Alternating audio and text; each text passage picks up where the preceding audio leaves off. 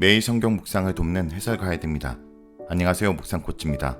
함께 읽고 나눌 말씀은 요한복음 7장 14절에서 24절까지 말씀입니다. 예수님께서 초막절 명절 중간에 예루살렘 성전에서 사람들을 가르치십니다. 사람들이 그의 가르침에 놀라면서 그의 교훈을 의심하지만 자신은 자기 영광을 드러내려고 말하는 것이 아니라고 하십니다.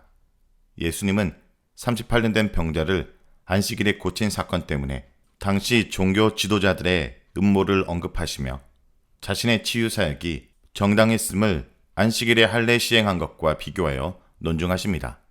14절에서 18절에 읽겠습니다. 이미 명절의 중간이 되어 예수께서 성전에 올라가사 가르치시니 유대인들이 놀랍게 여겨 이르되 이 사람은 배우지 아니하였거늘 어떻게 그를 아느냐 하니 예수께서 대답하여 이르되 내 교훈은 내 것이 아니요 나를 보내신 이의 것이니라. 사람이 하나님의 뜻을 행하려 하면 이 교훈이 하나님께로부터 왔는지 내가 스스로 말함인지 알리라. 스스로 말하는 자는 자기 영광만 구하되 보내신 이의 영광을 구하는 자는 참되니 그 속에 불의가 없느니라. 14절에서 15절은 성전에서 가르치시는 예수님에 대한 내용입니다. 초막절 중간에 예수님께서 예루살렘 성전에 올라가셔서 가르치셨을 때 사람들이 모두 놀랐습니다. 당시 랍비가 다른 사람을 가르치려면 먼저 다른 사람에게 배워야 하는데 예수님을 가르친 스승 랍비를 그들이 알지 못하기 때문입니다. 그래서 그들은 이 사람이 배우지 않았다라고 단정한 것입니다. 예수님을 가르친 선생을 알지 못하는데 그가 어떻게 율법을 알고 랍비처럼 가르치고 있느냐 질문한 것입니다. 이 구절에서 글은 구약 성서의 랍비의 교훈 미시나와 게마라에서 이르는 율법 해석 전체를 의미합니다. 예수님이 어떤 정규과정을 받았는지 복음서는 말하지 않습니다. 하지만 그의 가르침은 보통 랍비들의 가르침보다 놀라웠습니다.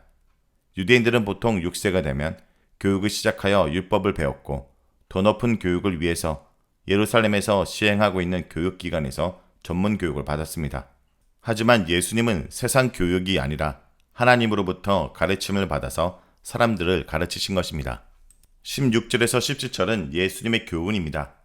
예수님께서 자신이 가르치는 교육 내용이 자신의 뜻이나 사상이 아니라 자기를 보내신 하나님 아버지로부터 받은 것이라고 설명합니다. 예수님의 교훈은 곧 하나님의 가르침입니다. 신명기 18장 18절에 의하면 내가 그들의 형제 중에서 너와 같은 선지자 하나를 그들을 위하여 일으키고 내 말을 그 입에 두리니 내가 그에게 명령하는 것을 그가 무리에게 다 말하리라 라고 했습니다.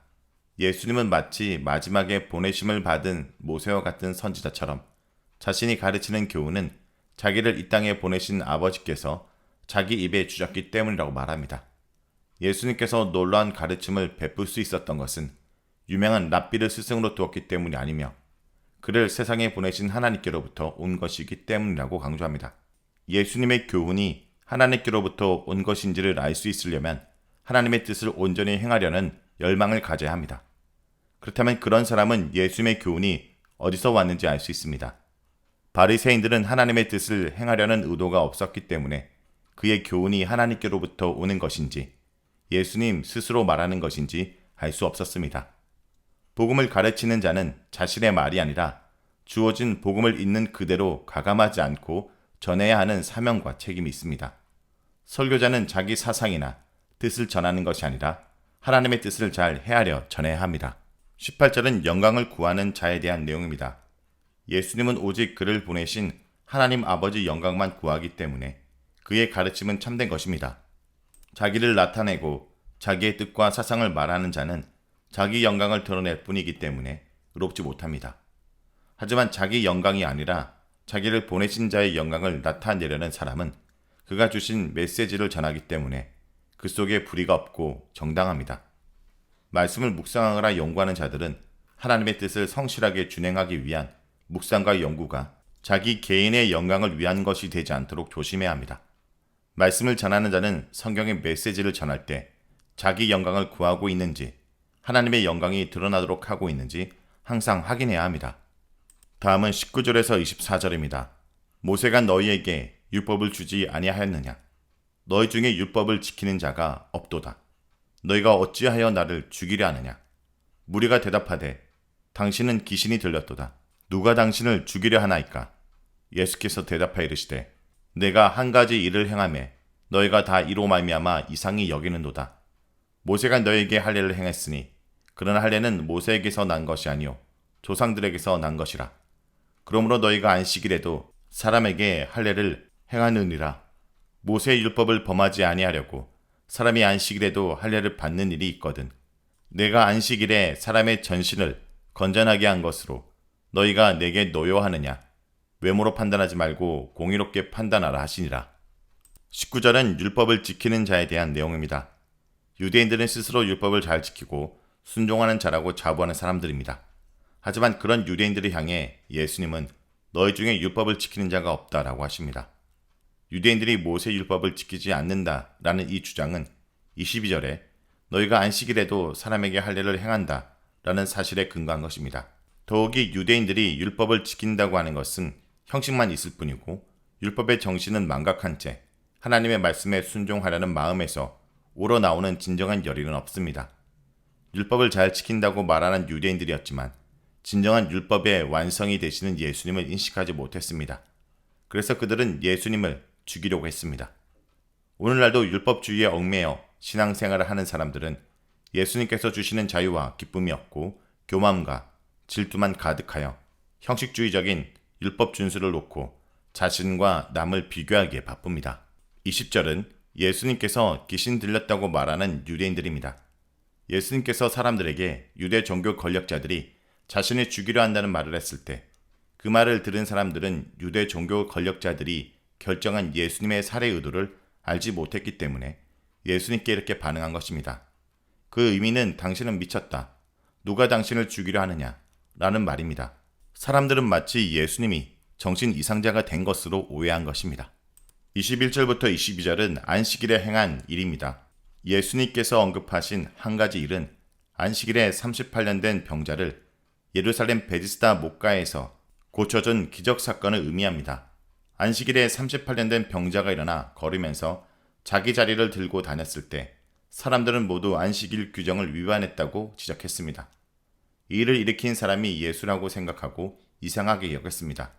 하지만 예수님은 당시 유대교의 할례를 시행하려고 안식일에 할례를 행한 간습을 언급하시면서 자신이 안식일에 병자를 고친 사건을 정당하다고 주장합니다.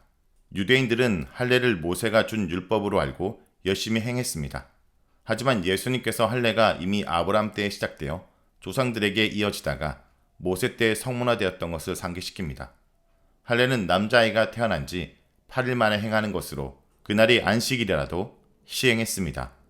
율법을 자신이 좋은 대로 해석하고 적용하며 다른 사람에게 대하여 손가락질하는 유대인 같은 사람은 오늘날에도 존재합니다. 23절에서 24절은 안식일에 행한 할례와 치유에 대한 내용입니다. 예수님께서 유대인의 간습을 말합니다. 모세의 율법을 범하지 아니하려고 안식일에도 할례를 받았습니다. 이것을 근거로 예수님은 사람들이 안식일을 거룩하게 지키려고 몸의 한 부분을 정결하게 하는 할례 의식을 안식일에 행한다면 자신이 안식일에 사람의 전신을 건전하게 한 것이 잘못된 것이 아니라고 논증합니다. 예수님께서 유대인들이 안식일에 38년 된 병자를 고쳐주심으로 안식일 규정을 위반하게 만들었다고 분노하고 심지어 죽이려고 한 것은 공의롭게 판단한 것이 아니며 외모로 판단한 결과이기 때문이라고 지적합니다. 사람의 일을 판단할 때 겉으로 드러나는 것만으로 판단하면 심각한 오류를 범할 수 있기 때문에 전후 사정을 잘 살펴서 공의롭게 판단해야 합니다.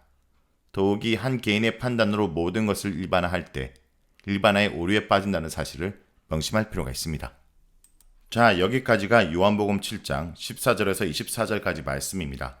오늘 말씀을 통해 우리는 무엇을 묵상하고 적용해야 할까요? 눈에 보이는 대로가 아니라 하나님의 뜻대로 판단해야 합니다. 하나님의 뜻과 일치하는 판단이 공의로운 판단입니다. 유대인들은 예수님의 가르침을 받으면서도 예수님의 겉모습에 대한 편견으로 하나님이 보내신 메시아를 보지 못했습니다. 혹시 나는 눈에 보이는 단면만 보고 섣불리 판단하고 있지는 않습니까? 세상의 기준으로 눈에 보이는 대로가 아니라 하나님의 말씀을 통해 하나님의 뜻대로 잘 판단하는 주의 백성들이 되길 간절히 기도드립니다.